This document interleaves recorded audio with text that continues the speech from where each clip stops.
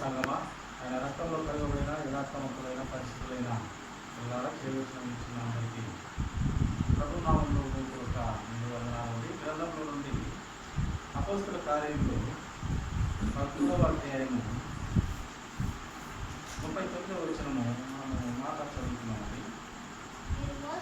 మీరు మోసే ధర్మశాస్త్రము వలన ఏ విషయములలో నీతిమంతులుగా తీర్చబడలేకపోతిరో ఆ విషయములన్నిటిలో విశ్వసించు ప్రతి వాడును ఈయన వలననే నీతిమంతుడుగా తీర్చబడినని మీకు తెలియగాక. భక్తుడు ఇంత గొప్పదైన ఆ జ్ఞానమైనటువంటి మాట ఇక్కడ పరిశుద్ధ ఆత్మను కొనుక్కొని రాసినారంటే ప్రియ దేవుని సంగమ. చాలా గొప్పదైన మాట రాయించినారు ప్రియ దేవుని సంగమ. లూకా గారి ద్వారా అపోస్తల కార్యంలో గొప్పదైన మాట ప్రియుల. ఏంది గొప్పదైన మాట ఈ యొక్క లేఖనంలో అంటే, ధర్మశాస్త్రం వలన మనము ఏ విషయంలోనూ నీతిమంతులు కాలేకపోయినామో, ధర్మశాస్త్రం వలన మనము నీతిమంతులుగా కాలేకపోతున్నాము. నిజమే, ధర్మశాస్త్రము దేవుడు రాయించినటువంటి ఆజ్ఞలే, కానీ పూర్తి పరిపూర్ణత కలిగినటువంటి ఆజ్ఞలైతే దానిలో లేవు. ఎందుకంటే పంటికి పన్ను, ప్రాణానికి ప్రాణం, లేక చెంపకు చెంప అన్నట్టు తప్పు చేసిన వానికి శిక్ష పడేది ధర్మశాస్త్రం. దేవుడే రాయించినటువంటి మోషే ద్వారా రాయించినటువంటి ధర్మశాస్త్రం. మన యేసుక్రీస్తు ప్రభువారు ఆ ధర్మశాస్త్రాన్ని నెరవేర్చిన దేవుడుగా కొన్ని కఠినమైన ఆజ్ఞలు ఆయన వెసులుబాటుగా తీసివేయడం జరిగింది. అందుకే దేనినైతే చేయలేకపోయినో ధర్మశాస్త్రము, దానిని చేసిన వాటిని మన యేసుక్రీస్తు ప్రభువారు మనకు కనపడతారు.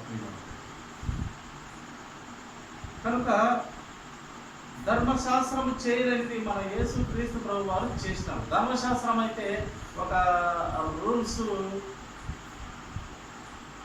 పెట్టి దాని ప్రకారం నడువులని వ్రాయించినాడు దేవుడు. కానీ మనకు రక్షణ లేదు. ఇదో ఒక తప్పు చేసిన మనకి శిక్ష పడాలి అని ధర్మశాస్త్రం తెలియపరిస్తే, మన యేసుక్రీస్తు ప్రభువారు తప్పు చేసినా పర్వాలేదు,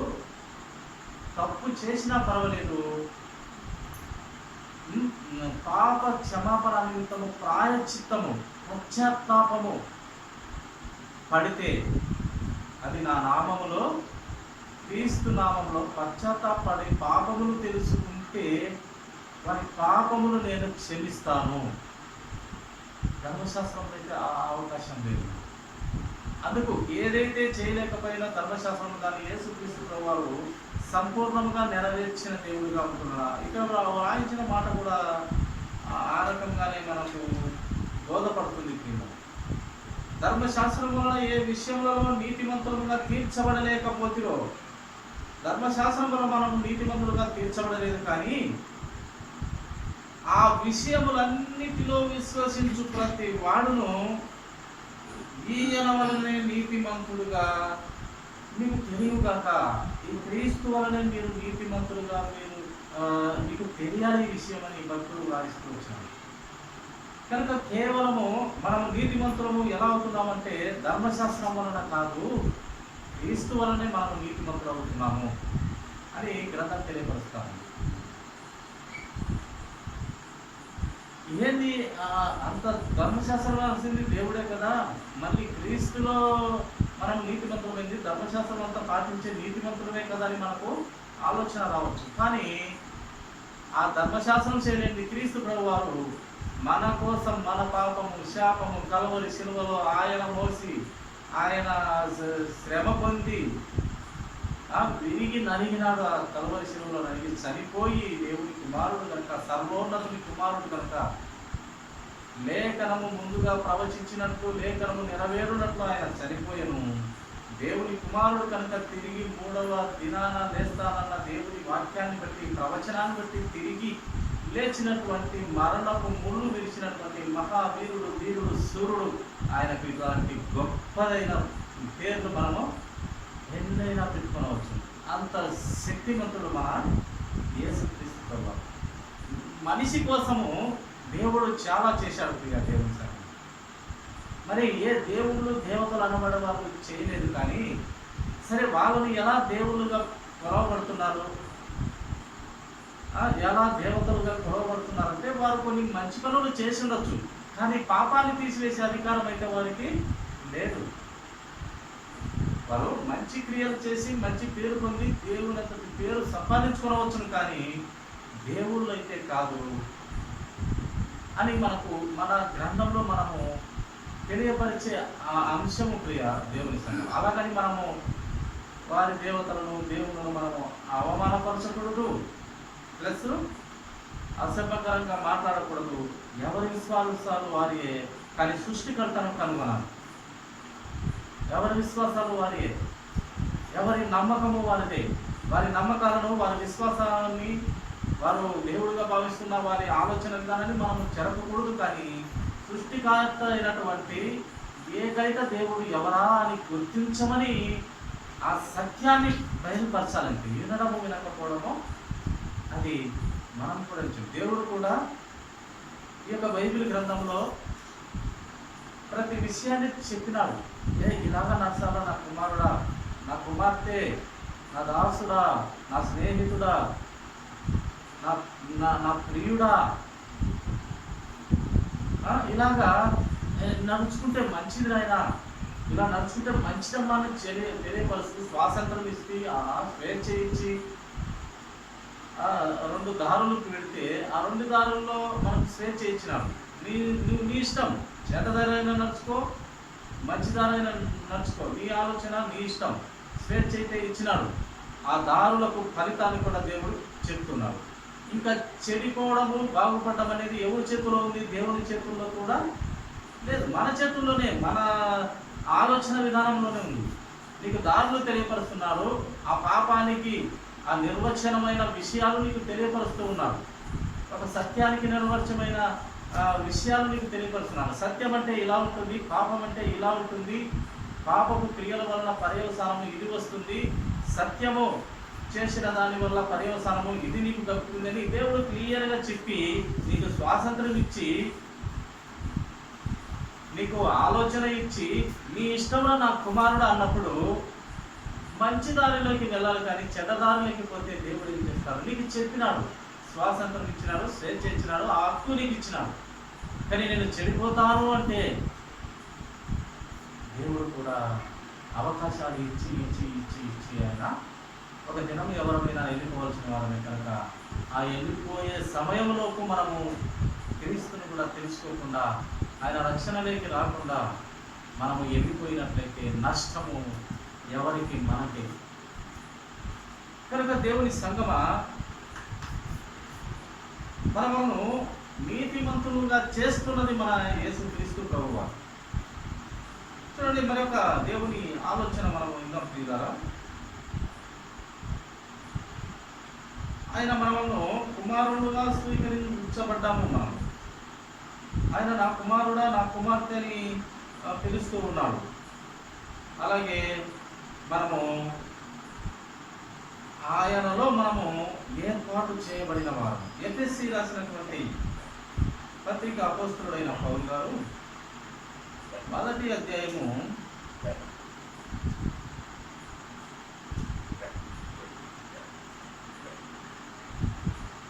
4 నుండి చదువుకున్నామండి.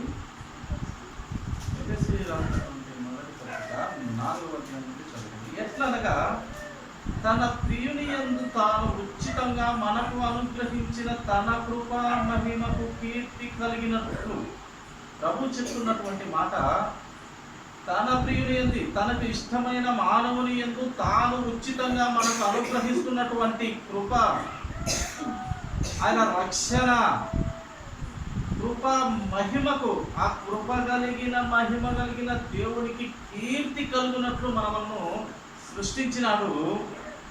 అది కూడా మనకు ఉచితముగా అనుగ్రహించుతున్నటువంటి కృపను పొందుకోలేక మనము చేస్తున్నాము? చూడండి 5వ వచనము, తన చిత్త ప్రకారమైన దయా సంకల్పము చొప్పున యేసు క్రీస్తు ద్వారా తనకు కుమారులనుగా స్వీకరించుటకై మనలను ముందుగా తన కోసము నిర్ణయించుకొని, తన కోసము మనలను ముందుగా నిర్ణయించుకున్నాడు. యేసు క్రీస్తులో మనలను నిర్ణయించుకున్నాడు, ఏర్పాటు చేసుకున్నాడు. క్రీస్తులో పవిత్రులుగా చేయాలనుకున్నాడు దేవుడు. క్రీస్తులో పవిత్రత. అందుకే మనం క్రీస్తు కోసము ఏర్పాటు చేయబడినటువంటి పిల్లలమున్నాం.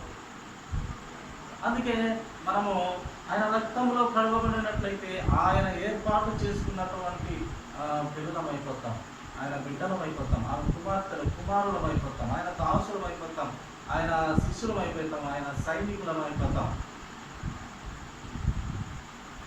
ఆయన కోసం హతసాక్షులు అయ్యేంత జ్ఞానము, లేక అంత తెగింపు, అంత పట్టుదల, అంత కసి ప్రభువు ఇంత మంది జనం కోసం ఆయన ప్రాణం పెట్టాడు. దేవుడు అనేది ప్రాణం పెట్టాడు మనిషి కాబట్టి ఆ నిత్యత్వంలో ఉండాలని.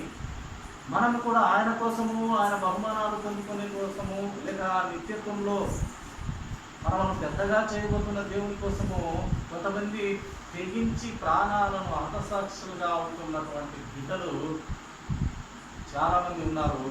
అలాంటి బిడ్డలుగా, అలాంటి ధైర్యవంతులైన సాహస వీరులుగా ఉండాలని దేవుడు కోరుతున్నాడు. ఇంటి వారుగా అయితే ఉండకూడదనే దేవునికి మనకు తెలుస్తుంది. అందుకే దేవుడు ఇంటి వారును, కుక్కలను, మాంత్రికులను, ఆ విగ్రహారాధికులను, ఆ యొక్క వ్యభిచారం చేసేవారిని, వీళ్ళందరినీ కూడా నరకాల పాలవుతారు అని మనకు గ్రంథంలో రాసి వచ్చింది. అంటే పిరికితనము దైవ పిల్లలకు లేక దేవుని బిడ్డలకు ఉండకూడదని దేవుడు తెలియపరుస్తూ వచ్చినారు. పిరికితనము అది ఆయన ఆ పిరికి వారిని పరలోక రాజ్యంలో చేరాలని చెప్పినాడు. ధైర్యం కలిగిన ఆత్మ మనకి ఇచ్చినాడు దేవుడు. అందుకే ధైర్యంగా గొప్ప పనులు దేవుని కోసం చేసే పిల్లలుగా మనము ఉండాలని కోరుతున్న గొప్ప దేవుడు మన యేసు క్రీస్తు ప్రభువారు. కనుక క్రీస్తు కోసము మనము ముందుగా ఆయన తన కోసము ఏర్పరచుకొని, మనము తన ఎదుట ఆయన కోసం ఏర్పరచుకొని మనమంతా ఎలా ఉండాలని కోరుతున్నాడు? మనము తన ఎదుట పరిశుద్ధులమును, ఎలా ఉండాలంటే ఆయన ఎదుట పరిశుద్ధులమును నిర్దోషమునై ఉండవలెనని జగత్తు పునాది వేయబడక ముందే ప్రేమ చేత ఆయన క్రీస్తులో మనలను ఏర్పాటు చేసుకొనెను. ప్రేమ చేత క్రీస్తులో మనము ఏర్పాటు చేసుకున్నాడు.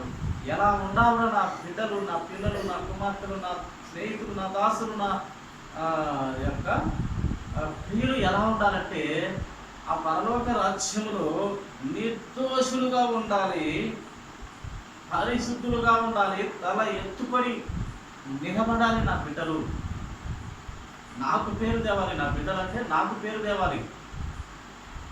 ఎవరని ఇంత మంచిగా నేర్చింది అంటే పిల్లలు ఒక్కోసారి కొంతమంది మంచి పిల్లలు మంచి లక్షణములతో కనపడినప్పుడు ఏమంటారంటే ఎవరి పిల్లలు వీళ్ళు, ఎంత అనుకువ, ఎంత విధేయత, తల్లిదండ్రులు ఎవరని తల్లిదండ్రులకు పేరు వస్తుంది.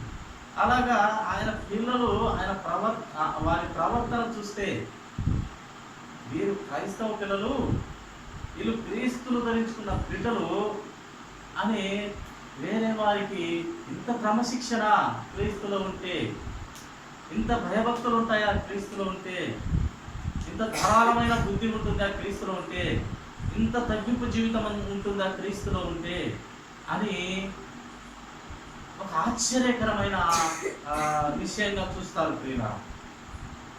అది క్రీస్తును ధరించుకోవడము లేక ఆయన సారూప్యత పొందుకోవడం అంటే అది ఆయనలాగా బ్రతకడం, ఆయన చిత్తం నెరవేరుస్తూ, మన చిత్తం కాదు ఆయన చిత్తం కేవలం.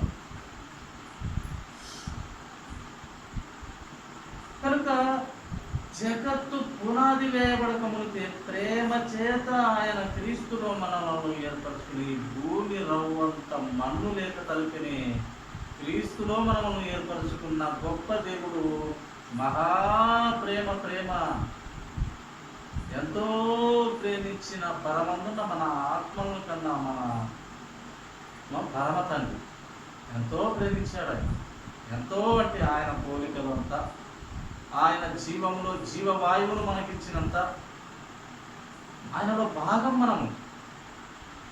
కానీ భూమి మీద అడుగు పడతానే మనకు వివేచన జ్ఞానము కలిగిన తక్షణమే మనము పాపానికి దాసోహమైపోయి పాపపు ఆలోచనలో బ్రతుకునికి ఆశ కలిగి ఉంటాం. ఈ లోక సంబంధమైన పాపపు ఆలోచనలోకి వెళ్ళిపోతాం ప్రతి ఒక్కరం కూడా. కానీ దాని నుండి మళ్ళీ బయట పడగలిగిన వాడు ధన్యుడు, క్రీస్తులోకి వచ్చిన వారు ధన్యులు అని మనకు గ్రంథంలో మనకు కనబడుతూ ఉంటుంది ప్రియ దేవుని సంఘం. కనుక ఆయన మన అవసరతలు కూడా తీర్చి దేవుడుగా మనకు కనపడుతున్నాడు. ఇంకా ఆయన ఏమై మనకు కనపడతాడంటే చూడండి, కొలస్సీ రాసినటువంటి పత్రిక 2వ అధ్యాయము, అపోస్తలుడైన పౌలు గారు కొలస్సీలకు రాసినటువంటి పత్రిక 2వ అధ్యాయము 9-10 వచనాలు చదువుతున్నాము. ఏలయనగా దైవత్వము యొక్క సర్వ పరిపూర్ణత శరీరముగా క్రీస్తునందు నివసించుచున్నది. ఏంది ఆ మాట అర్థం? దైవత్వము మన పరమ తండ్రి యొక్క ఆలోచన విధానము, ఆయన అంశ ఎవరిలో కనపడుతున్నదంట? ఆయన యొక్క సర్వ పరిపూర్ణత, ఆయన జ్ఞానము, ఆయన మహాశక్తివంతుడైన దేవుని సారూప్యత, సర్వ పరిపూర్ణత శరీరముగా, యేసుక్రీస్తు ప్రభు వారి శరీరముగా క్రీస్తు నందు నివసించుతున్నది. అందుకే యేసుక్రీస్తు ప్రభు వారు అంటారు, ఈ లోకంలో ఆయన సంచరిస్తున్నప్పుడు 2000 సంవత్సరాల కిందట ఆయన సంచరిస్తూ మనసులతో ఉండి ఆ దేవుని గురించి బయలుపరుస్తూ ఉన్నప్పుడు, ఆ దేవుని రాకడ గురించి, లేక ఆయన ఉన్నత లక్షణం గురించి, లేక పరలోక రాజ్యం గురించి ఆయన తెలియపరుస్తున్నప్పుడు, నేను ఒక్కడిని కాదు అన్నాడు. నేను ఒక్కనిగా ఎప్పుడు నేను ఆ దిగులు పడలేదు. నేను ఒక్కనిగా ఉన్నట్టు నేను ఎప్పుడు ఫీల్ అవ్వలేదు. ఎప్పుడు అలాంటి ఆలోచన లేదు. మేము తండ్రియు నేను ఏకమై ఉన్నాము అని చెప్పినాడు. ఎప్పుడు నా నుండి దూరంగా లేడు ఆయన. ఒక్క మరణమైనప్పుడు ఆయన చేయి వదిలినాడు ప్రియ దేవుని సంగతి. ఆయన ఎందుకు ఆ మరణమైనప్పుడు, ఆ కల్వరి శిలువలో మరణమవుతున్నప్పుడు చేయి వదిలినాడు మన తండ్రి. అప్పుడు మాత్రము ఆయన ఈ లోకంలో ప్రతి మనిషి కోసం తండ్రికి దూరమైనాడు. మరణమౌటకు, మరణ శాసనము రాసిన దేవుడు మరణమౌటకు తండ్రికి దూరమయ్యి, తండ్రి ఎందుకు నా చేయి విడిచితివి అని ఆయన యథార్థవంతమైన ఆత్మగా పుట్టి మళ్ళీ యథార్థవంతమైన ఆత్మను తండ్రికి అప్పచెప్పుకున్నాడు. కనుక ఆయన ఎప్పుడు నేను ఒక్కనే అని ఎప్పుడు ఆలోచన లేదు. మేము ఏకమై ఉన్నాము, నేను ఆ తండ్రి అని చెప్పినట్టుగా మనము గ్రంథంలో మనము చాలా చోట్ల రాయిస్తూ వచ్చినాడు. కనుక ఈ సర్వ పరిపూర్ణత క్రీస్తులో, ఆయన శరీరంలో మనకు దేవుని ఉన్నత ఆలోచనలన్నీ ఆయనలో మనం చూస్తాం. ఆ పరమ తండ్రి పరలోక రాజ్యమును కట్టినటువంటి ఆ పరమ తండ్రి ఆలోచన మనము క్రీస్తులో అపోస్తులు రాయించిన మాటల ద్వారా మనము చూస్తూ ఉన్నాం. ప్రియ అపోస్తులు ఏదైతే కడుగులాడి ఆయనను గమనించినారో, ఆయన దగ్గర సహవాసంలో ఉన్నారో, వాళ్ళు చూసినటువంటి ప్రతి దానిని, వాళ్ళు రాసిన దానిని బట్టి మనము నమ్మచ్చు. వాళ్ళు చూసినారు, మనము చూడలేదు. కానీ వాళ్ళు చూసిన దానిని, రాసిన దానిని బట్టి మనము నమ్ముతూ ఉన్నాం. అందుకే శిష్యులలో ఒకడైన థామసు చూసి కూడా నమ్మలేదు. తోమా, చూడని వారు ధన్యులు, అలా ఉండకు తోమా అని చెప్పినాడు. అంటే నమ్మకం, విశ్వాసము ఉండాలి. నువ్వు చూసి కూడా నమ్మకుంటే ఎలా? నీ సహవా నీ సహవాసంలో నా సహవాసంలో నన్ను చూస్తేవి కదా, నీవే నమ్ముకుంటే మీరు రాసిన దానిని ఈనాటి జనం నమ్మాలంటే ఎలా తోమా? అందుకే అలా ఉండకు తోమా. అందుకే ఆయన గొప్ప మాట యేసు ప్రభు వారు చెప్పినారు, చూసిన వారి కంటే చూడక నమ్మిన వారు ధన్యులు. కనుక మనము చూడలేదు, కానీ వారు తడుగులాడి వారి సహవాసంలో ఉన్న క్రీస్తును చూసి ఆ కలువరి శిలువలో వాళ్ళు చూసి ఆయన పడినటువంటి పాటలన్నిటినీ, శ్రమలన్నిటినీ, ఆయన మరణమును అంత ప్రచురం చేసి తెలియపరిచి పత్రికలో రాసిన దాన్ని మనం నమ్ముతున్నామంటే మనము ధన్యులము. కనుక ప్రజలకు అనగా దేవుని పిల్లలకు ఆయన ఎంతో ప్రేమ కలిగి ఉన్నాడు. దేవుని సంఘం అది కూడా మంచివారి కన్నా దేవుడు చెడ్డవారినే నేను కాపాడవచ్చు తిని. నీతిమంతుడు ఎలాగైనా నీతిమంతుడే, వాడు 7 మార్కులు పడినా వాడు లేవగలుగుతాడు, వాడు నా బిడ్డ. కానీ లేవలేని ఈ పాపపు స్వభావంలో, ఈ పాపపు ఈ లోకము యుగ సంబంధమైన దేవత వారి గుడ్డకు మనోనేత్రములకు గుడ్డితనము కలుగదీసినది కనుక వాణి లేపనికి వచ్చాను నేను అంటాడు ప్రభు. పనికి వాళ్ళనే లేపనికి ఆయన వచ్చాను అన్న గొప్ప దేవుడు మన యేసుక్రీస్తు ప్రభువారు. అందుకే మనము తప్పులు అందరం చేసిన వారిని, ఒక భార్య రక్షణ లేక వచ్చినంత మాత్రాన మనం గొప్ప కాదు. అందుకే దేవుని వాక్యం తెలియపరుస్తుంది. ఏమని తెలియపరుస్తుంది అంటే, నీవు దేవుని వాక్యం తెలియపరుస్తుంది, నీవు నీతిమంతుడు అని గర్వించకురా సుమా. నీవు ఒకప్పుడు దాంట్లో నుండి వచ్చిన వాడివే, నీవు ఆ పాపపు ఆలోచనల నుండి బయటపడిన వాడివే, కనుక నీవు గర్వించవద్దు, గర్వపడకు, నువ్వు నీతిమంతుడు అని. నీతిమంతుడు లేని వానికి వాక్యం చెప్పి వాని పైకి లేపు, ఒక ఆత్మను రక్షించు అని మనకు గ్రంథం తెలియపరుస్తుంది దేవుని సంఘం. కనుక అనీతిమంతులుగా నీతి లేని పిల్లల పట్ల ప్రేమ చూపించాలి. దేవుని వాక్యాన్ని వారి హృదయంలో విత్తాలి. విత్తగా ఏదో ఒక రోజు చనిపోయిన విత్తనము తిరిగి మొలకెత్తుతుంది. దేవుని కోసం పనిచేస్తారు. వాళ్ళు ఇంకా మారితే, ఆ చెడ్డవారైనటువంటి వారు మారితే ఈ నీతిమంతుల కన్నా అద్భుతంగా వాళ్ళు దేవుని పనులు చేయగలుగుతారు. ఒక్క పని మళ్ళీ నీతిమంతుడైతే వాడు ఆ యొక్క అపవిత్రుడు లేక ఆ దుష్టుడు ఒక పారి ప్రభు రక్తము లేక వస్తే, ఆ రక్తం ద్వారా పరిశుద్ధపరచబడితే అతను కూడా గొప్ప కార్యాలు చేయగలుగుతాడు. అతను కూడా దేవుని కోసం బ్రతుకుతాడు. అతను కూడా ఇంకొక పనికిమాలిన ఆత్మను క్రీస్తులోకి నడిపించి పవిత్రపరుస్తాడు. ఒక కొవ్వొత్తి ఇంకొక కొవ్వొత్తిని వెలిగించినట్టుగా, ఒక వెలుగు ఇంకొక వెలుగును వెలిగించినట్టుగా వాళ్ళు కూడా అలా తయారవుతారు దేవుని సంఘం. కనుక ప్రియ దేవుని సంఘమా, మనము యేసుక్రీస్తు ప్రభు వారు లేక మన పరమ తండ్రి లేక మన పరిశుద్ధ ఆత్మలే కానివ్వండి, వీళ్ళు ముగ్గురుగా కనపరిచినప్పటికీ ఒక్కరుగా ఉన్న ఏకాత్మ కలిగిన, ఏక మనస్సు, సర్వ పరిపూర్ణత కలిగినటువంటి దేవుడుగా మనము గమనించగలుగుతున్నాము గ్రంథంలో కూడా. చివరిగా ఒక మాట చూసుకొని ముగించుకుందాము.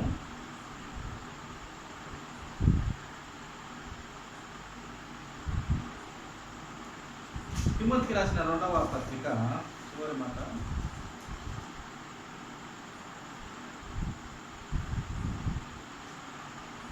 తిమోతికి రాసిన 2వ పత్రిక 2వ అధ్యాయం మొదటి వచనం చదువుతాను. నా కుమారుడా, క్రీస్తు యేసునందున్న కృప చేత బలవంతుడవు కమ్ము. మనం ఎలా బలవంతులం అవుతామంట ప్రియ దేవుని సంగమా? దేవుని రక్తంలో కడగబడినటువంటి పిల్లలు ఎలా బలవంతులవుతారు, ఎలా శక్తిమంతులవుతారు, ఎలా దేవుని కృపను పొందుకుంటే మనము శక్తిమంతులం అవుతానంటూ ఇక్కడ రాయిస్తూ వచ్చినాడు. నా కుమారుడా, క్రీస్తు యేసునందున్న కృప చేత, ఓ కుమారుడా, ఓ కుమార్తె, దేవుని యేసు క్రీస్తు ప్రభునందు ఆ కృప చేత బలము పొందుకో నా కుమార్తె, బలము పొందుకో నా కుమారుడా. దేవునిలో ఆ కృపను బట్టి నీవు బలం పొందుకో నా స్నేహితుడా, నా దాసుడా, నా యొక్క ప్రియుడా. నా ప్రియురాలా, దేవుని ఆలోచన విధానం చాలా గొప్పదిగా మనకు కనపడుతుంది ప్రియులు. కనుక ఆయన కృపను పొందుకోవాలి. ఈ కృప అనేది ఏంటంటే, ఈ కృప అంటే ఏంటి? ఏదైతే మనము పొందలేమో, ఈ కృప అనే మాటకు అర్థము ఏదైతే మనము పొందలేమో ఆ ఆ పొందదగిన దానికి అవకాశం ఇస్తున్నటువంటి దేవుడు ప్రియ. మనము నిత్య జీవం పొందాలనుకుంటే మనకు దారి ఏది? క్రీస్తు కృపను ఆయన అనుగ్రహం పొందుకుంటేనే మనము నిత్య జీవం పొందగలం. ఆయన రక్తంలోకి వస్తేనే మనము నిత్య జీవం పొందుకోగలం. కనుక అది కృప, అది వరము. ఆ వరము, ఆ కృప మనం పొందుకుంటే, ఆ వరము, ఆ కృప మనం పొందుకుంటే మనము బలవంతులమవుతాం. అదే ఇక్కడ వ్రాయిస్తున్నటువంటి మాట. క్రీస్తు యేసునందు ఉన్న కృప చేత బలవంతులము కమ్ము. బలం పొందుకోవాలంటే ఆయన కృపను పొందుకోవాలి. ఆయన కృపను పొందుకోవాలంటే నీ యొక్క హృదయంలో మారు మనసు కలిగి పాప క్షమాపణ నిమిత్తము బాప్తీసం పొందుకుంటే పరిశుద్ధ ఆత్మను వరము నీ హృదయంలోనికి వస్తుంది. నీవు అప్పుడు కృపను పొందుకున్నట్టు, నీవు అప్పుడు పరలోక రాజ్యానికి అర్హుడు అయినట్లు. కనుక ఈ కృపను మనము పొందుకోవాలి. ఏదైతే మనం పొందలేమో దాన్ని పొందేలా చేసే దేవుని కృపను మనము పొందుకోమని దేవుడు తెలియపరుస్తున్నాడు.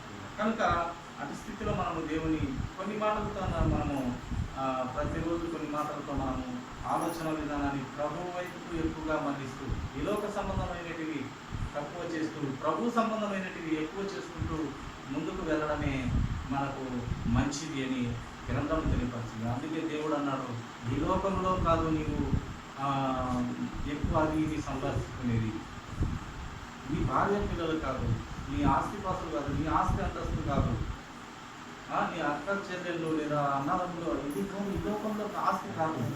మొదటిగా నా నీతి నా రాజ్యంలో వెతుకు, ఆటోమేటిక్గా ఈ లోకంలో ఉన్నట్టు ఇస్తాను, ఆ లోకంలో నేను పెద్దగా బహుమానాలు ఇస్తాను. అది పొందుకో నా కుమారుడా, నా కుమార్తె.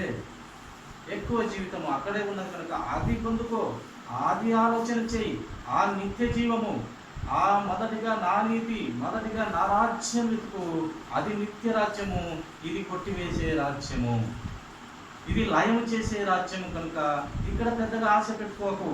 ఆశ పెట్టుకోవాల్సిందల్లా పరలోక రాజ్యంలో కొట్టివేయబడినటువంటి ఆ రాజ్యం మీద ఆశ పెట్టుకొని ఈ లోకంలో నువ్వు జీవించు నా ప్రియ దేవుని సంగమా, దేవుని పిల్లలారా, దేవుని రక్తంలో కడగబడినటువంటి యథార్థ నీతి కలిగిన పిల్లలారాని దేవుడు మనకు తెలియపరుస్తున్నాడు. కనుక అట్టి స్థితిలో మనం జ్ఞానం పొందుకొని ముందుకు వెళ్దామని కొద్ది మాటలు దేవుడు దీవించింది.